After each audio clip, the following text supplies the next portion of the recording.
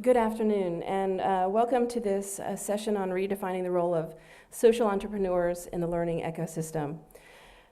Social entrepreneurs, NGOs, and others have always been involved in education service delivery. However, with the focus on education for all, the proliferation of education provision by non-state providers has grown exponentially. A UNESCO report from 2008 looked at a 13-year period and found that the growth in the primary enrollments grew by 58%, but state provision only grew by 10%. With this growth, the boundaries between the state and non-state roles with financing, ownership, management, and regulation of education provision has been blurred. The distinction between for-profit versus nonprofit, private versus public status in education has also been blurred, with some for-profit schools being motivated to provide for the needs of the poor, while some NGOs have been established for the purpose of attracting donor dollars. A significant number of operators also cross the public-private divide by receiving substantial inputs from governments, community members, and donors. The proliferation of NGOs, faith-based organizations, community organizations, commercially oriented social entrepreneurs, especially those targeting underserved populations, is in part due to a recognition that some states have been unable to meet the increased demand for quality education services. And in some places, the growth of the entrepreneurial provision of education has resulted in state provision being seen as the last resort. The purpose of our discussion here this afternoon in this session is to explore the issues surrounding the provision of education services by social entrepreneurs and NGOs. We're especially interested in thinking about and talking about the ways that non-state providers and the state might work together to create an efficient learning ecosystem. We'll be exploring this topic through a set of questions that I'll pose to our panelists, and then afterwards we'll also take questions and answers from the audience. So at this point, I would like to welcome my panelists to the stage.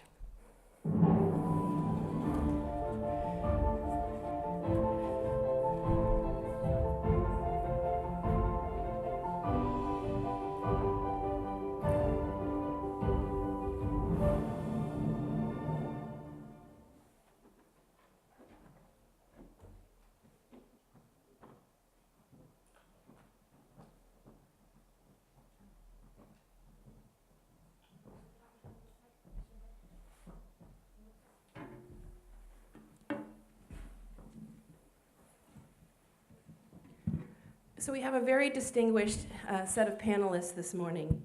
Directly to my left is Mr. Mohamed Abed Andalusi, who is a former banker in Morocco, and in 1999 he launched an NGO, Al Jazeera, meaning the bridge. And the purpose of this NGO was to mobilize businesses to adopt schools in order to upgrade the quality of those schools and their provision. He is an Ashaka Fellow, a Synergis Senior Fellow, and a member of the Moroccan High Council for Education. In 2011, he won a Clinton Global Citizen Award, and he is one of this year's WISE Award winners. Immediately to his left is Gloria D'Souza. She is director and founder of the Parisa Asha Environment Education Center in India and Mumbai. Parisa Asha's approach translates the government-mandated curriculum into an experiential learning system that focuses on skill development for applied learning, sensitive growth in attitudes and values that make the learner a conscious conserver of our global environment. She's currently collaborating with a corporate NGO, Nandi, to provide quality English medium provision in 28 municipal corporation schools. She is also on the board of directors of the Ashaka Foundation, and her work has been characterized in awards as a significant service to the nation and exceptional work relevant to education in India. And our final panelist is Professor Carlos Torres. He is Professor of Social Sciences and Comparative Education. He is also the Division Head of Social Sciences and Comparative Education and Director of the Paulo Freire Institute at the University of California, Los Angeles. He was also the founding director of the Paulo Freire Institute in Sao Paulo, Brazil, Buenos Aires, and at UCLA. He is a past president of the Comparative International Education Society, and he is an author or co-author of 65 books and 250 research articles. Please help me welcome our panelists.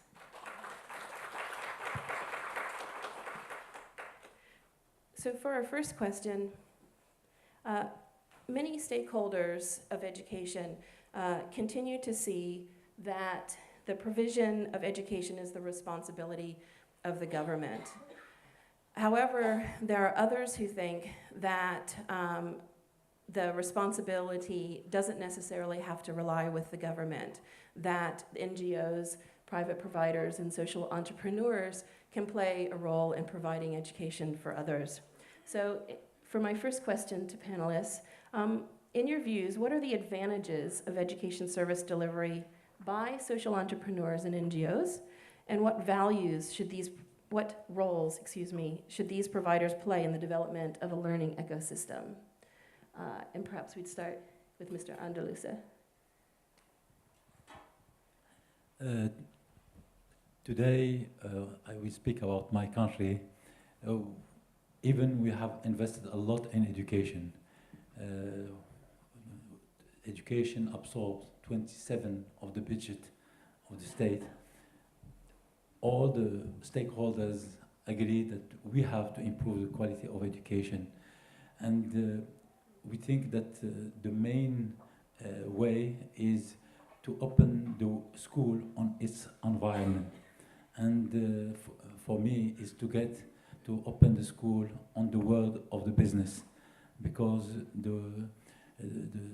until today, the world of business overlook the world of education, and the world of education ignore the world of businesses.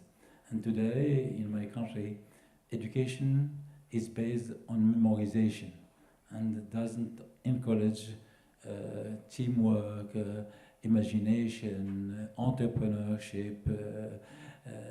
So I think that even the government is convinced that the school is a concern of all, and all of us, we have to get involved to improve the quality of education.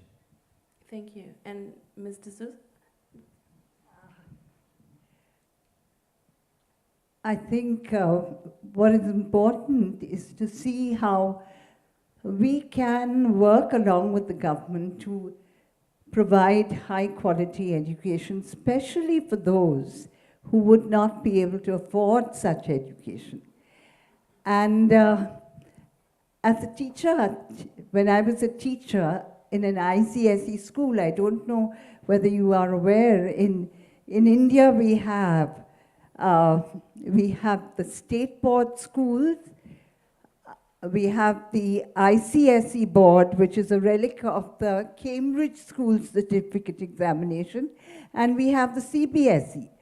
Now, the ICSE and the CBSE are the ones that are are expected to provide better quality education. But the SSE board is the one that is planned by the government.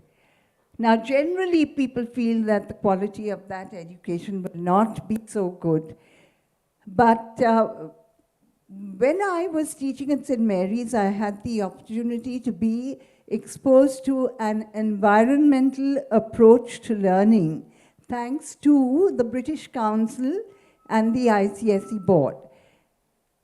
And I really felt that this environmental approach was the answer to providing meaningful education, because you had to take the curriculum, but see that it went along with the environment of the learner. And I thought that it's important as a social entrepreneur to take this to our state schools. So I offered this change-making idea to the Ashoka Foundation. They gave me a fellowship, and ever since 1982, we've had an organization called Parisarasha, which has been working to make for purposeful education. So I really think that it's not possible for the government to manage alone with having to provide quality education. And though it's not easy, it isn't easy working with government, I think it's important to do that. Okay. Professor Torres, they've drawn on their experience in setting up and being part of NGOs. Perhaps you can help us sort of put this in context and thinking about the roles that they play in education provision. Thank you very much. Good afternoon to all of you. Thank you for being here in this conversation. I would like to focus on your question, the first part, in terms of the advantages, but I would like to also focus on some of the disadvantages. I say the two great advantages can be summarized in two words: flexibility and opportunity. Flexibility, because social entrepreneurs can start institutions anywhere quickly, change their operation according to market demands and the prevailing legal rules. Let me give you an example. Yu Ming Hong is the CEO of New Oriental Education and Technology Group in Beijing. He created this group in 1993. He actually is a teacher. His father was a carpenter. So he doesn't come from a family of intellectuals. But he found this opportunity to teach English in the emerging markets of China. And now he has 25 schools with 111 learning centers. And he's considered the richest teacher in China with a total assets of $250 million. So it looks like a successful experience.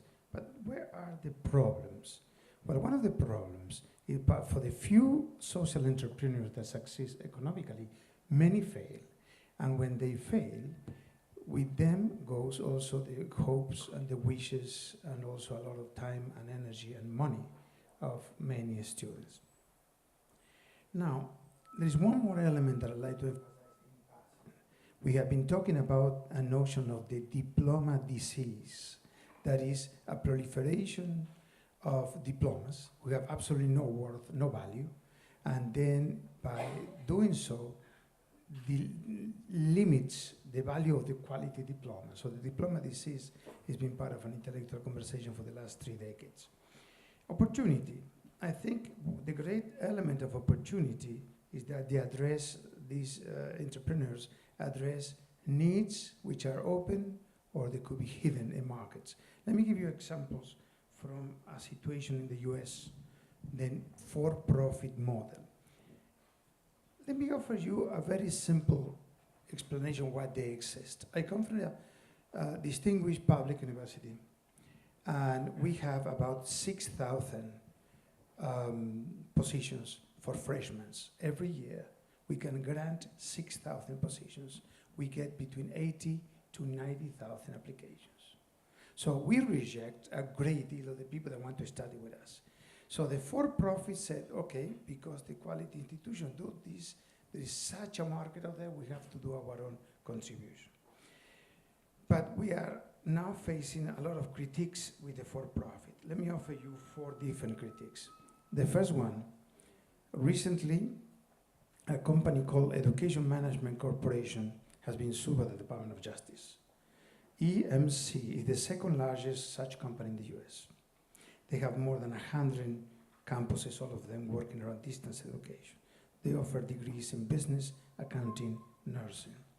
And they are being accused of had a boiler room style sales. Recruiters use high pressure sales techniques, inflated claims about career placement to increase student enrollment, disregarding the qualification of the applicants. So they are also being accused of paying recruiters bonuses based largely in how many students they enroll. This is against the law in the US. So let me offer one other example, and a very famous one.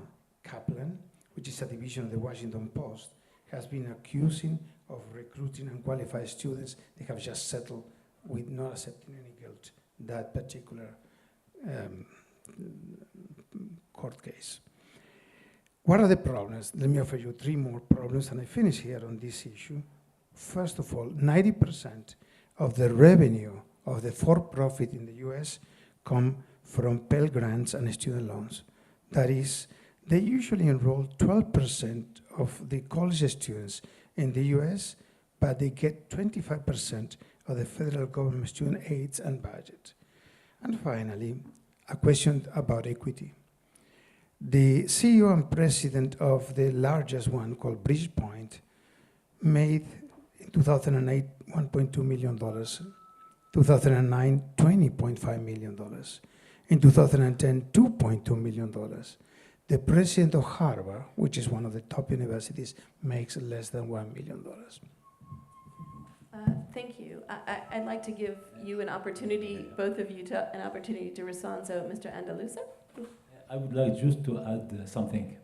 I think today we can't offer jobs for all youth who arrive to the labor market. And we need to create a new generation of entrepreneurs. And even we give a lot of incentives to youth to invest, to create their own business. They are not willing to create their own business. I will give you just an example. We have created, government launched a huge initiative called It's My Business. They launched 300 welcome desks and to accompany youth. We say to youth, come with an idea, and we conduct on your behalf feasibility study. We give you a loan, and we put at your disposal a coach for 1 year. And the target, the objective was to create 30,000 small business in 3 years. What is the achievement rate? 3%. Why?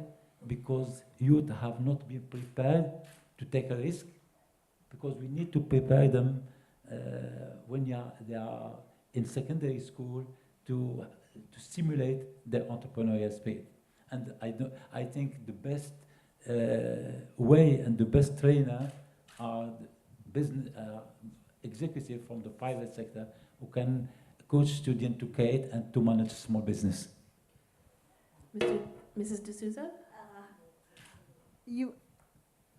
Since 1982, we've been working with the schools that really cater to 80% of the students. And we've got the topic which says, redefining the role of the social entrepreneur in the learning ecosystem. So what is this learning ecosystem? It's not only the policy makers and the planners, but it's also the ones who devise the curriculum from the boards, whether it is the SSC board, or in Maharashtra it's the SSC board, or the ICSE or the CBSE. And Parisarasha has been working with all of these to say, you know, it's not enough to have a school, but what kind of learning takes place in the school?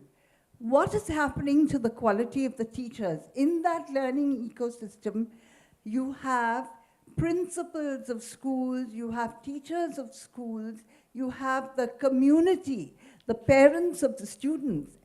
And the social entrepreneur should be working with all of these groups to see that the quality of learning that the first generation learner gets and the simplest people get is high, where we are building in a range of concepts which they can apply, but most of all, learning skills and attitudes and values.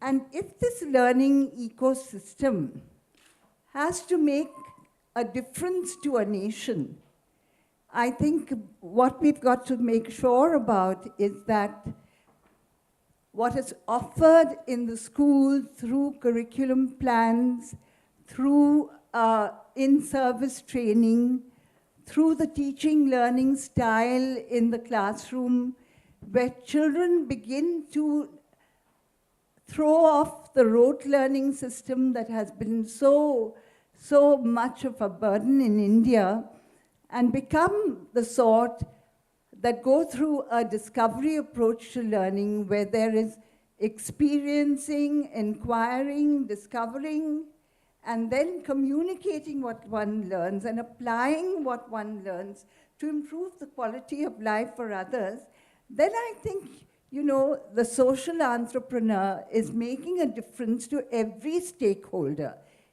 in that learning ecosystem. In the learning ecosystem, we have the government, the boards of education, the schools with the management of the schools and the principal and the teachers, the teaching quality, and then the quality of what parents and the community, very, very important, bring to their expectations of what good education must do for their children.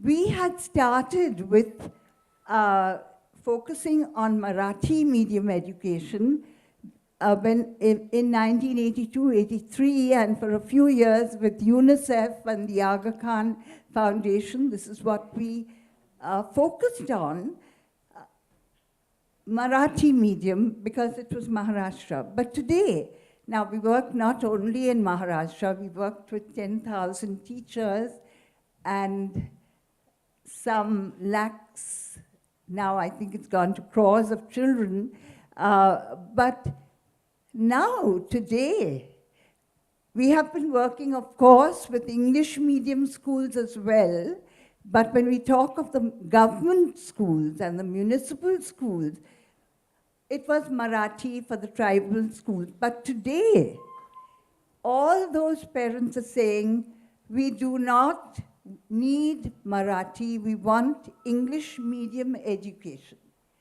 So what we as a social entrepreneur are doing is to provide English medium education to these children who come from homes where no English is spoken at all, to be able to give them what they see as their requirement as individuals and also as citizens. Thank you. I'd actually like to depart a little bit from my script of questions, because I think that Professor Torres and Mr. Andalusi sort of presented us with differing opinions, in the sense that on the one hand, Professor Torres is cautioning against some of the issues that have arisen around social entrepreneurialism in education provision, and Mr.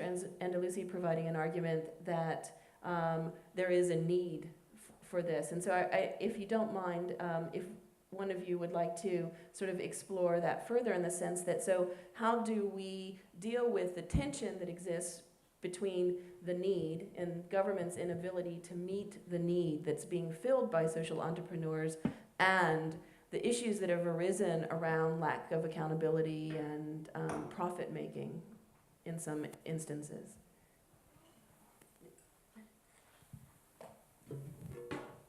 I think we need to learn how to work together. And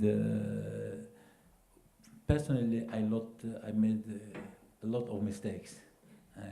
In the beginning, I started by the right way. I discussed with Ministry of Education, and I spoke about my ideas, and we started by launching a huge conference on the school business development imperative. And we organized together, and we say, this event. And then when we launched this idea to the bridge and to adopt the school, we developed this idea, and all the media speak about our NGO as a success story. And the school are frustrated. They are not recognized. And now, often when we organize a huge event, I say always, LGS organize in partnership with the Ministry of Education. I think it's not a good way. We need to say LGS and the Ministry of Education organize. And we have a lot of examples of, for example, when we produce some tools, we put the logo of the NGO and the logo of the sponsor, and you will not find the logo of the Ministry of Education.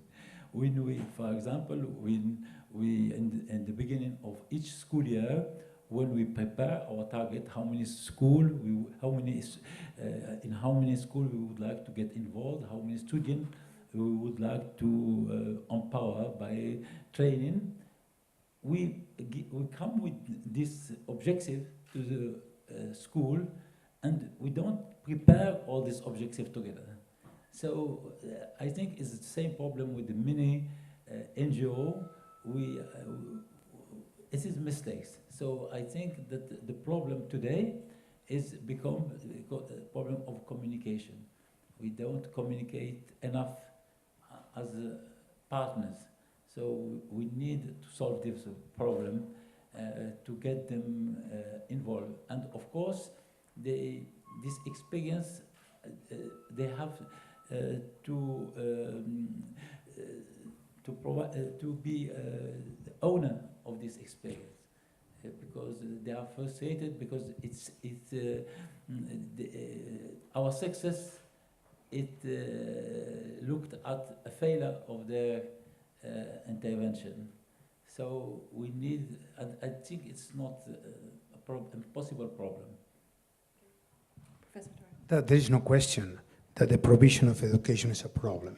There is a Il est fiscal évident que crisis of the c'est un state. problème. Il y There's a an incredible une crisis of the crise capitalist system. financière, il y a une There's crise a du growing système number of people on this capitaliste. planet that require De some plus en form of plus de education. monde There's no question that the crisis sur is la there. planète My requiert critique, une éducation digne originally de ce in nom. my first Ma critique intervention, was on première the for-profit était model. sur why? le modèle For two reasons. de profit. One of them Pourquoi? is that Pour I deux believe raisons. that education Premièrement, should be free. je pense que That l'enseignement, everybody should l'éducation have devrait access to être education at gratuite. Tout every le monde single devrait y level. avoir And why? accès gratuitement. Because it should be Pourquoi? one of the main Eh bien parce que responsibilities of cela the devrait state. être l'une des If we responsabilités go back, premières de at l'État. least in the Western world, Si 200 or nous 300 pensons years, au education monde was occidental, il y a predicated 200 by ou the 300 Enlightenment ans, as a way to tame l'enseignement, human nature l'éducation était and as a promu way par le to siècle des create the conditions Lumières for the use of afin reason de in créer the les negotiation of conditions And de who discussion had et the de responsibility négociation to do that? The raisonnées state. en It was in the situation hands de of the conflit. state,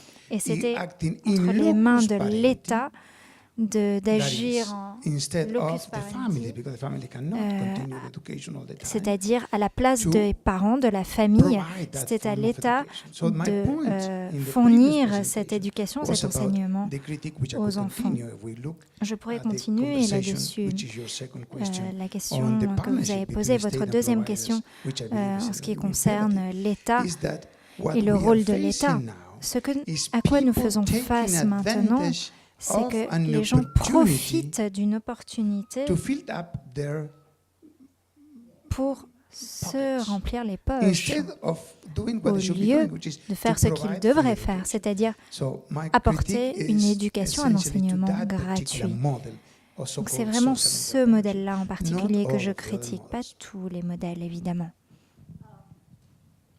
I think you probably know that in Je India, pense que vous savez très certainement qu'en Inde, there are people who are il y a in groups called des- backward classes. des castes. And because the Et government feels parce that these que people le require gouvernement some special considère benefits, que there are ces personnes reservations nécessitent which des aides make et it possible for them to avantages get admission spécifiques, in universities il leur est and effectivement medical, possible colleges d'obtenir and des aides en engineering matière colleges. d'éducation And, dans les very collèges, often, these à people différentes spécialités. really, Mais have, très been souvent, ces given this personnes benefit, but they have not been ont given the obtenu benefit ces of the bourses, quality ces avantages education that une fois possible arrivés à for them l'université, to mais on ne really, leur a pas apporté function les well. qualités nécessaires. And this is what I think we need to tell the governments. You don't make up Auparavant, for what En fait, they have ce qu'il faut lost expliquer au gouvernement, by c'est qu'on ne peut having pas this rattraper artificial reservation. tout. Ce n'est pas Instead avec of des that, aides right from artificielles. the kindergarten, build them up with the right sort of education, which brings out the potential of all these students who come from financially marginalized homes.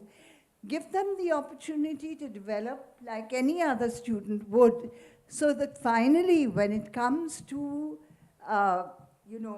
getting admission into your professional colleges, they have a level playing field to be able to compete with the ones who have been able to buy better education. Professor Torres was talking about the importance of for-profit education, yes. And a lot of people are seeing that as the need. But I think from what we saw happening in Chile, the student protests in Chile, the student protests were most of all to say the rich get into the best colleges. And those of us who do not have the funds are dumped into the shabby schools and colleges. Now, I personally think that that is a very valid protest. And social partners should be looking to see how we can offer such students who feel, that they are being marginalized. How can social partners and social entrepreneurs go along with the government, work with the government to provide high quality education for all? Thank you. Actually, that leads in very well to our next question, which is thinking about the sort of field of social entrepreneurs and NGOs in providing education services. It's really grown up very quickly in some places and sort of by default, with a real lack of coordination and dialogue with the government. And there are lots of reasons for this. But my question to you is, so how do we create that dialogue, and how do we create the coordination that's necessary to, on the one hand, allow the provision to take place and the innovative ideas, and on the other hand, to deal with some of the issues that are occurring around how fast it is come about? Professor Torres, did you want to say? Let me offer three options. Okay.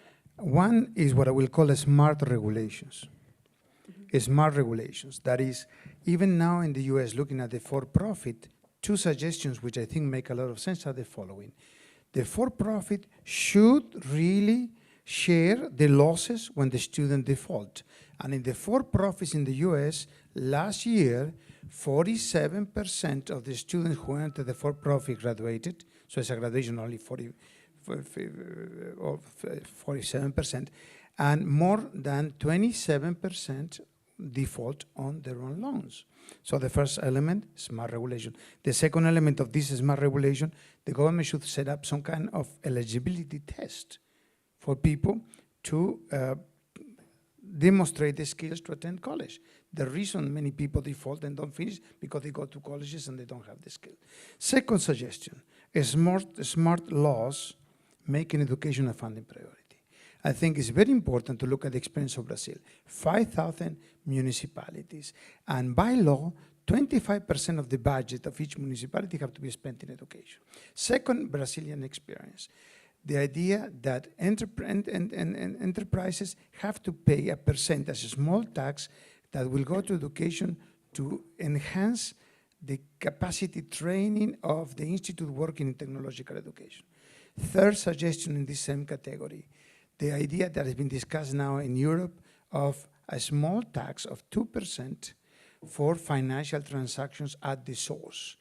This has been around for years as an idea, but with the crisis now, people are trying to implement it. I would say, let's do that, and let's use the 2% to retrain the people that have been displaced from their jobs, and particularly some of them in their 40s and 50s have difficulty to get another job.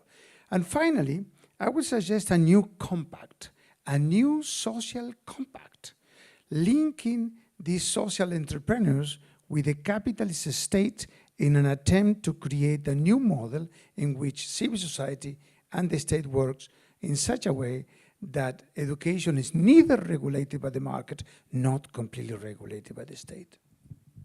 Thank you. Mr. Andalusi? I think that we need to develop our partnership with the Ministry of Education to sign agreement between the two parties, because often we intervene in the school and we have just an oral agreement to get involved, but it is not a good way. We need to indicate in our agreement what is the commitment of each party, what is the commitment of the Ministry of Education, what is the commitment of the principal, of the teachers, because today they say, oh, okay, this is your job, this is your activity, but it is dangerous because today they can stop all our initiative, all the NGO initiative. At any time, they said, we are not interested. So we have to even in our pedagogical tool, for example, when we produce some tool, we need to work together, even if they have not competences in entrepreneurship, we need to get them involved. And we need, first, I think, to not to consider our activity as extracurricular activities. We can't consider today entrepreneurship, financial literacy, or life skill, or leadership as extracurricular activity. We need to include them in the curricula. And I think if we have a recommendation from WISE or from UNESCO or from to have all this new approach in the curricula, I think we can find a good way to work together. And I said, as I said before, we need to communicate on their and to organize them. And to organize, because we can't do anything without their logistic, without their assistance. Thank you. Mrs. D'Souza, you've actually had a lot of experience working with and having dialogue with the government in India around your programs. Perhaps you also have some ideas about how we improve the dialogue between government. Well, a lot of people in India say to us, what is it that makes you want to kind of work with government when you know how difficult it is? And so I say that's exactly the challenge that makes us want to work with them. And our experience has been that while everything is not hunky-dory, it can be difficult. It's, we say sometimes it's really one of these rides, which by and large, we've had the kind of people in government who have seen that what we've had to offer their schools has raised the standard, and so we've had a lot of good experiences, positive experiences.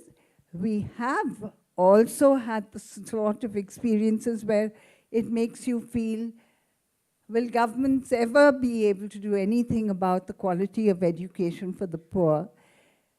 However, nowadays we notice that things are improving, that we have reason to hope that the government in India is beginning to take an interest in seeing that quality education is there. And Dr. Opfer told you at the beginning that now, this year, we are networking and collaborating with another high-profile NGO called Nandi that's looking to see how we can take to scale quality education all over India. Now, they came to Parisarasha because they saw that the package of services that we have, the quality is as high as we offer to our to the ICSE schools we work with, and to the CBSE schools we work with, which are the for-profit elite schools. But we offer the same quality to the municipal schools, which don't have this kind of, they don't have the funds for all of it. Nevertheless, we are able to offer quality, and that is what I think government wants. And the fact that we can now take it to scale. Parisarasha didn't have the resources to take it to scale on an all India basis, but we can now take it to scale. And there are, the Dell Foundation, for instance, is funding Nandi for them to be able to take it to scale. So the experience has been that over the years, though there are times when one feels frustrated, the general picture is that there is more positive than negative with the government. Well, it seems like all of our panelists are agreed that there is absolutely a role for non-governmental providers in the provision of education services, but there have been a number of concerns or issues that have been raised about how we scale these initiatives up in various nations, and some of the things that have been, some of the issues that have arisen are things like we really don't know how many children are being served or by whom or to what quality in many places. There is a general fear that as more and more NGOs and social entrepreneurs arise on the scene, that governments will step back and give up their responsibility for providing education to all, particularly those that are most underserved. And of course, there have been concerns raised about differences in quality amongst those providing services to children. So given these concerns, how might we address some of them in ways that allow these kinds of initiatives to flourish and actually meet the needs of those in their communities?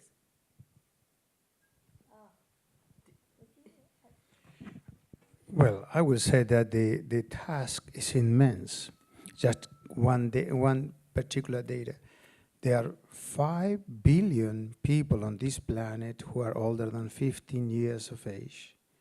And what is described as formal jobs is 1.2 billion. So we have already a problem in terms of the new war, an international war will be for high-paying jobs.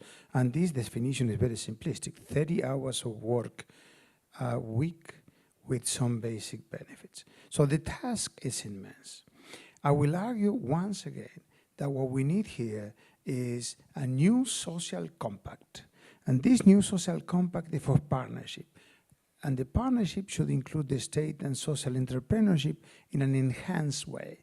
I will argue that in the social entrepreneurship, we should also include the social movements. The experience of Paulo Freire as Secretary of Education of the city of Sao Paulo in 1989, 1992, in which he saw the problem of literacy and made an agreement with 70 social movements and created what's called MOVA Sao Paulo. And it was extremely successful. Then, of course, democracy are fragile alliances, and at the end, his government, which now in power, the PT, lost the municipality of Sao Paulo.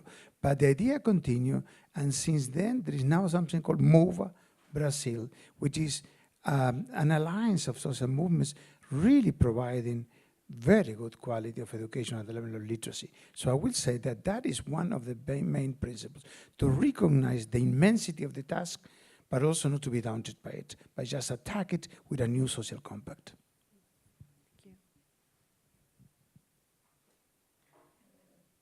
McKinsey conducted a survey to select the 25 best education system in the world. And they have analyzed too many countries. And in their conclusion, they said, we need three things: teachers, teachers, teachers. We need to select good teachers, we need to train good teachers, and we need to motivate teachers. So in our partnership with education, we need to focus on teachers, how we can motivate them, how with incentive, with the training on the world of business, on organizing, for example, some competition between, because we can ask them to come with innovative initiative, innovative project, and we give them award. We can give award for the best school business partnership. We have to think about a lot of ideas to get involved teachers and perhaps also the principal with us to win this partnership. Mrs. D'Souza? Yes, I think when we look at all of this, it's not only the fact of partnering with the government, but providing, as Mr. Andalusi said, you know, the kind of teacher training. The quality of teachers will ultimately decide what quality of education we have. And in India at the moment, Parisarasha, for instance, is focusing a lot on making sure that teachers who get their training from us are building up quality teaching skills so that learners are no longer people who are only lapping up what teacher has to say, but learners are questioning what teachers have to say. Learners are offering their own thoughts, are thinking out of the box, are being creative. All of that is what a social entrepreneur can provide when it partners with the government, when it partners with other NGOs. We believe that now, for instance, this partnership with Nandi, which is a very well-funded NGO. We are self-sustaining with what we earn. But this partnership with Nandi is saying, we've come to you specially because we can see that there is high quality teacher training and that the students are becoming the sort, even the simplest, from the poorest homes, are becoming the sort that are thinking their own thoughts, asking their own questions, coming up with their own solutions. Their problem-solving skills are improving. And this is what we feel can happen, must happen in a nation if we want to talk about education making a difference to the quality of life, not only of every individual, but naturally of the quality of life of the nation. So, yes, partnerships for providing good quality learning, not only on the part of the students, but most of all on the part of the teachers, and very much the intervention of the community of people who have to look to see what is coming out as a result of what is being offered in our schools. Thank you. I think at this time, what we'd like to do is open it up to questions from the audience, and also for those of us who are following us online. So if you have questions, I believe there are people in the audience with microphones.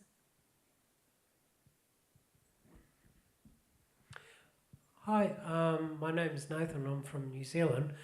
The conversation is very, very good from the panelists. My question to you, for all three of you, is in New Zealand we're thinking about operating business schools in secondary schools.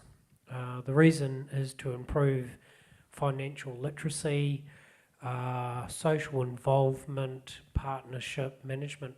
My question to you, of course, for all three of you, is do you think that is a wise strategy? Thank you.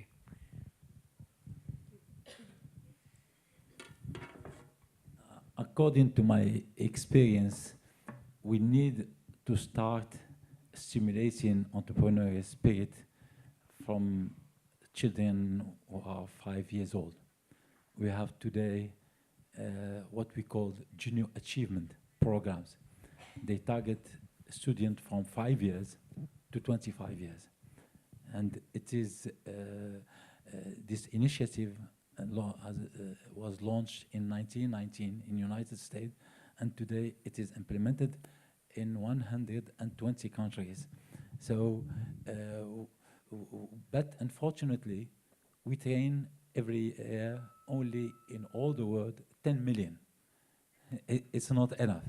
So we need to start in the primary school, and we need to use some approach based on learning by doing. In this junior achievement, we don't give course. We don't give course. We give some exercises, as I told you, about, for example, entrepreneurship.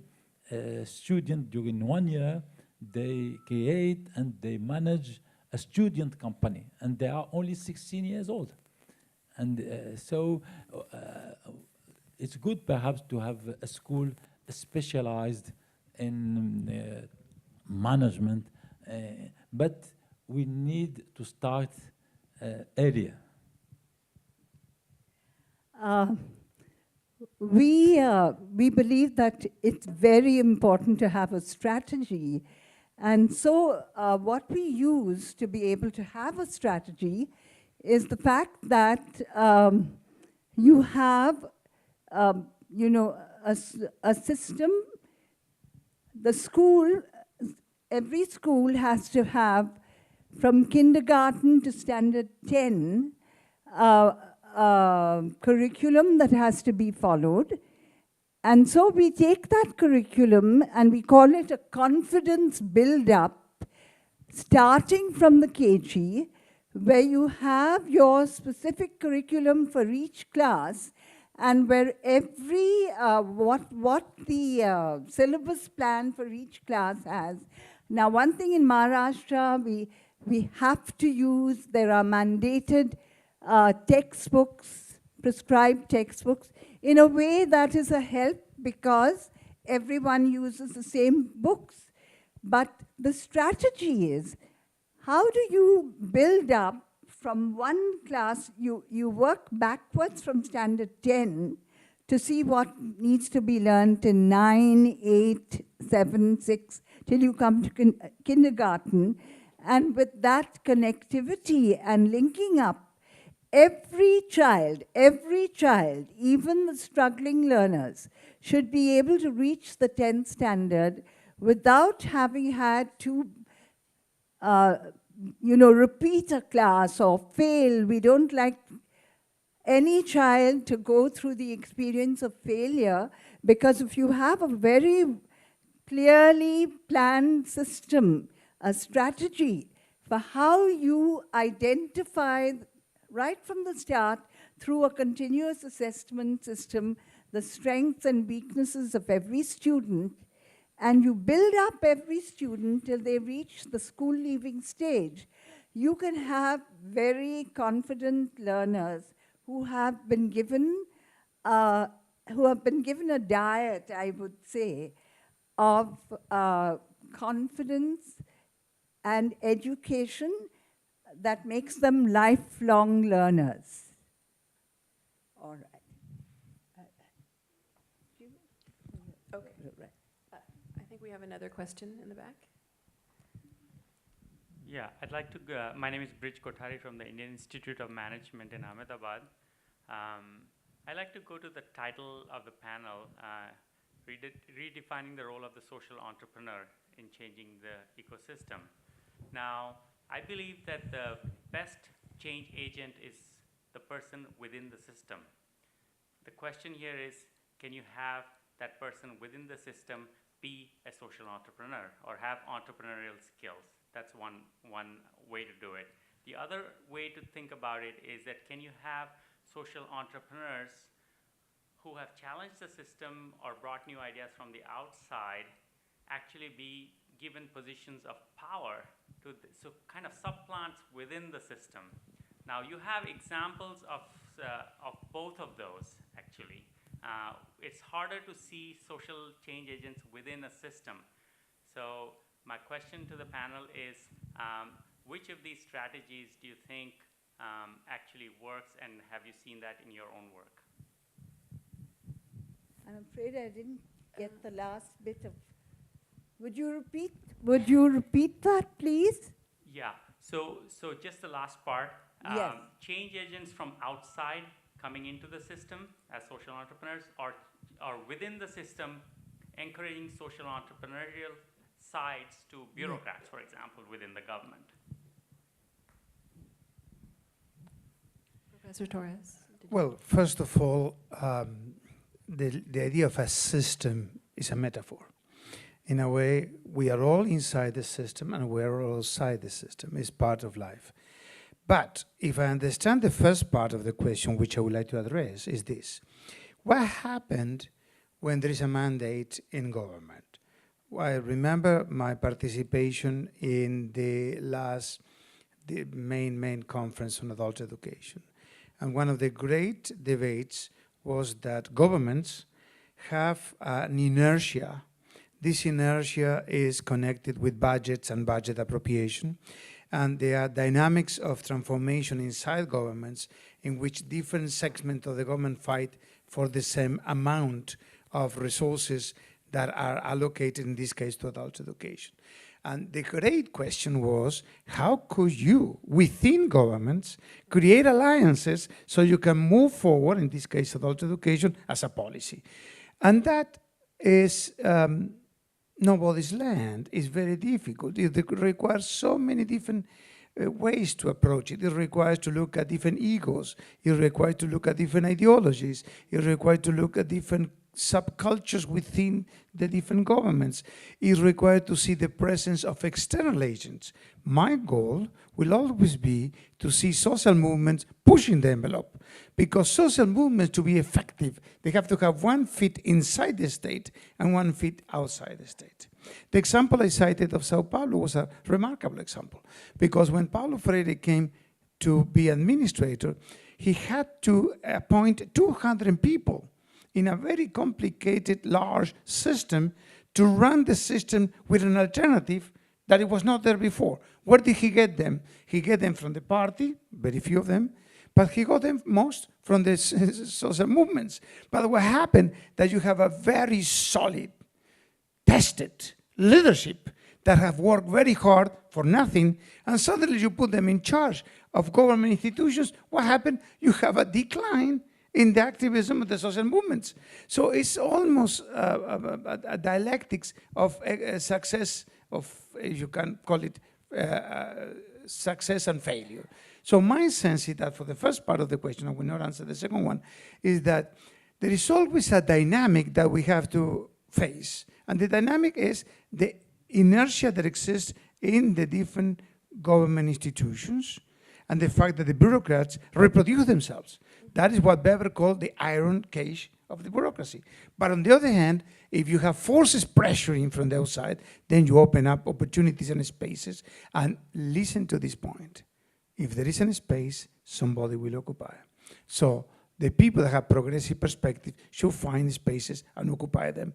And the final point is framing. In fact, when there is a space, you have to create a frame to understand that space. And one of the great learnings that recently we have found from psychology and linguistics is that if you don't do a framing of yourself, somebody else will frame you. And I think that's part of the dialectics in these struggles inside governments. Thank you. Mr. Andalusi?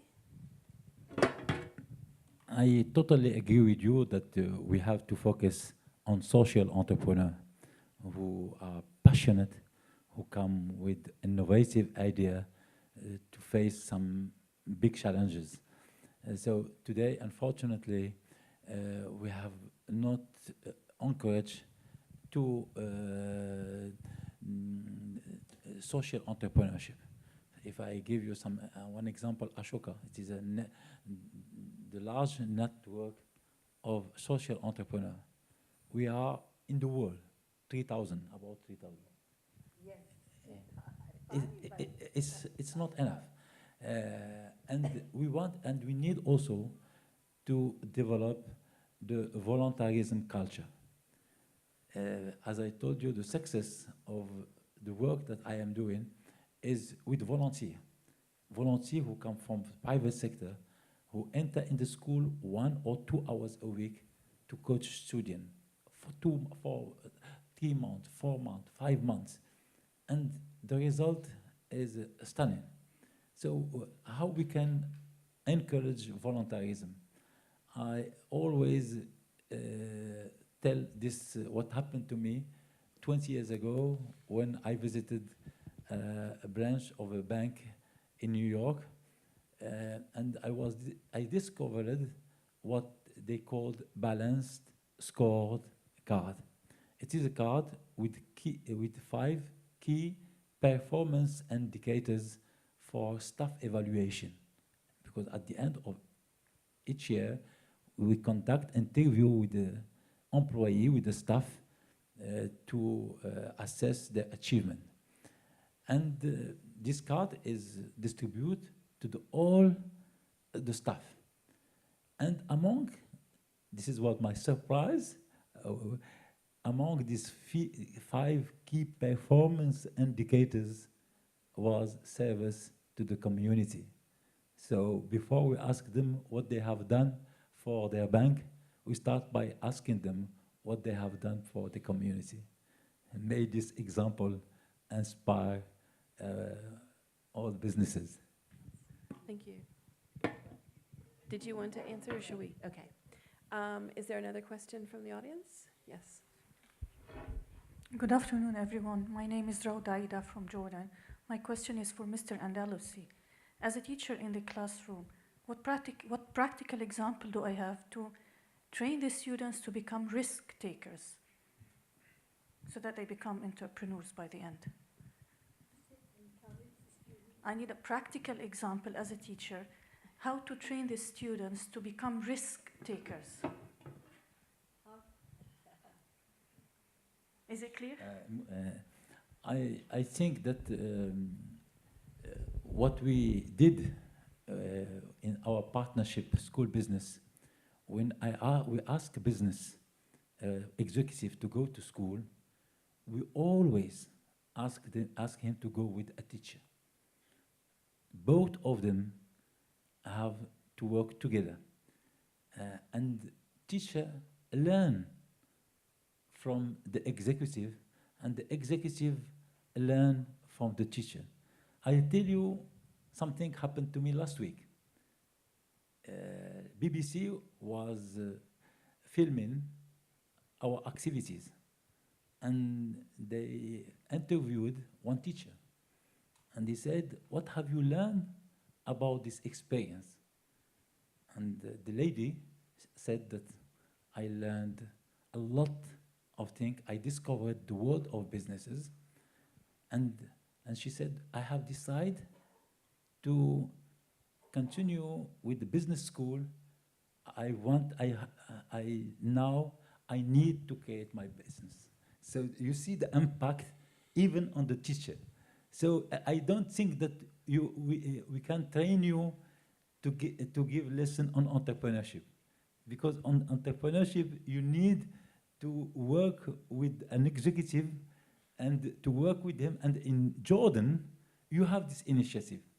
So it's called Injaz Jordan. So you will be more than welcome, because we are the same family in 120 countries, to work with a business with the manager, but you need to be available 1 hour a week during 5 months. Are you willing to do that? thank you. I believe we have another question. Assalamu alaikum. My name is Khalid Al Muhannadi. I consider myself as a social entrepreneur. What I would like to know is actually, can you give me an exact definition of social entrepreneur? Would one of you like to like to take that a definition of what a social entrepreneur is? All right, a definition. Okay. We will give you 3 explanations, different from one other. I'd like to answer that, and would you? Or simply put, I think a social entrepreneur is somebody who has initiative and imagination to try to help a community with a particular problem and take advantage of their own intellectual and political and economic resources to do so. I think from the word entrepreneur, we think generally of people who are, who are wanting to use their abilities, whatever abilities they have, for instance, to set up an enterprise, right? An entrepreneur. A social entrepreneur is one who's wanting to use all of one's emotional and intellectual and spiritual abilities to be able to take the risks that entrepreneurship is to do with risk-taking. And just as a businessman risks to be able to make profits, the social entrepreneur is looking to see how you work with social problems, find solutions to those, to be able to make it fruitful. I would say profitable is something else, but in social entrepreneurship, you're looking for the fruits of the work that you have done. So that's the way I see social entrepreneurship. I totally agree with the 2 definitions, but I would like to add just 2 things. A social entrepreneur has to be passionate, and he has to be contagious to transmit easily his passion. I will give you just an example. I launched 1 year ago a new project called Greenship. It aims to collect 200,000 used computers to refurbish them and to give them to school, or to recycle obsolete one. Companies are very happy because they have thousands of computers obsolete, but I needed a vein to transport, because companies say, okay, we have computer, but come and you have to transport them. So I took an appointment with a supplier of vein, with the CEO. And before, I wanted a discount. I wanted to buy this vein. But before I asked for discount, I started with passion, with enthusiasm, speaking about my work. He listened to me 5 minutes or more, and at the end, I asked him to help us and to give perhaps 7% or 10% discount. And he stand up and he say, follow me. I followed him to the showroom. I noticed 5 veins with different size. He said, choose one of them, it's for free. Well, thank you very much, and thank you and the audience and those of you following online for participating with us. I have one announcement to make, which is an addition to tomorrow's program. After the morning plenary session at 9:45, Gordon Brown, the former Prime Minister of the United Kingdom, will be holding a special session where he makes the case for the importance of education, and particularly discussing the obstacles to achieving the Millennial Development Goals by 2015 and some possible solutions to them.